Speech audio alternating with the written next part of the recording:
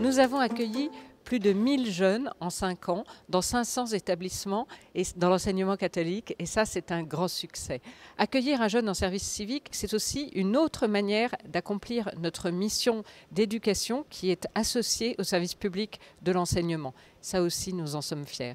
Enfin, accueillir un jeune, en service civique, c'est un dispositif qui est gagnant-gagnant. Gagnant pour l'établissement parce que cela l'oblige à être créatif. Créatif dans l'invention de la mission, dans un des axes du service civique. Dynamique parce que nous accueillons un jeune qui n'est ni un élève ni un personnel, qui est un volontaire. Gagnant pour le jeune parce que cela lui permet de mettre un pied dans une vie professionnelle et de travailler, de collaborer avec une équipe éducative, une équipe pédagogique au service des élèves. Et puis, qui sait, cela permettra peut-être de susciter des vocations dont nous avons tant besoin dans le secteur de l'enseignement, que ce soit pour trouver des enseignants ou des personnels éducatifs pour l'enseignement public et pour l'enseignement catholique.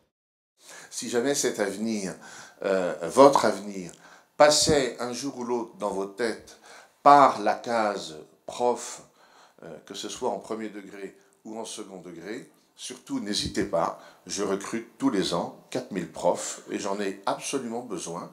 Mais le chiffre de 4000 dont je vous parle est un chiffre certain pendant au moins 20 ans. Cette année, nous avons décidé d'accueillir plus de 300 volontaires et 150 tuteurs. Nous faisons 2 sortes d'ateliers. Un atelier pour les tuteurs autour du projet professionnel du jeune volontaire du service civique et des ateliers pour les volontaires animés par l'association France Bénévolat et accompagnés par de jeunes bénévoles dans des milieux bien différents. Secours catholique, pompiers volontaires, Restos du Cœur. Cela nous permettra de parler autour de le bénévolat, c'est ringard. Le bénévolat, ça rapporte rien, mais ça me fait du bien. Le bénévolat, c'est pour les autres et pas pour moi. Donc, au sein de France Bénévolat, on dit depuis plusieurs années que l'engagement bénévole des jeunes, c'est la priorité des priorités. Parce que quand on arrive à s'engager tôt, c'est comme la potion magique chez Obélix, quand on tombe dedans tôt, on y reste, même si on arrête un peu, etc. Donc on est engagé toute sa vie.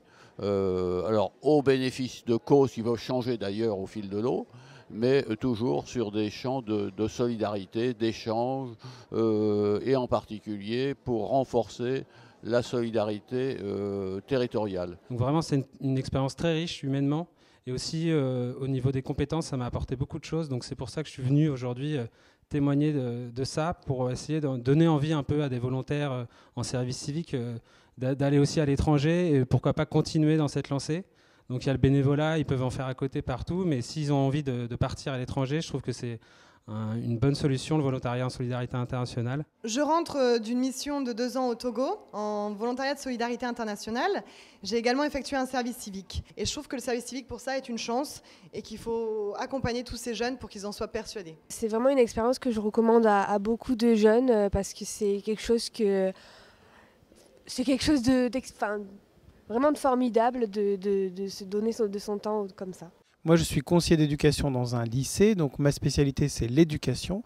C'est d'accompagner les jeunes à être le mieux possible dans le système scolaire et donc d'accompagner naturellement un jeune à progresser, à parfaire son parcours scolaire et à développer sa première expérience professionnelle. Eh bien, c'était quelque chose qui correspondait tout à fait à mes valeurs, mon éthique. La Croix est un titre singulier à bien des égards. C'est d'abord, vous l'avez compris, un journal catholique, mais ce n'est pas pour autant un journal religieux. C'est-à-dire que quand vous le feuilletez, on va le faire ensemble d'ici un petit moment, on s'aperçoit que c'est un journal généraliste. Donc on n'est pas un journal religieux, mais on est un journal humaniste, qui a un traitement humaniste de l'actualité. Et cet humanisme, il est en lien étroit, évidemment, avec le catholicisme.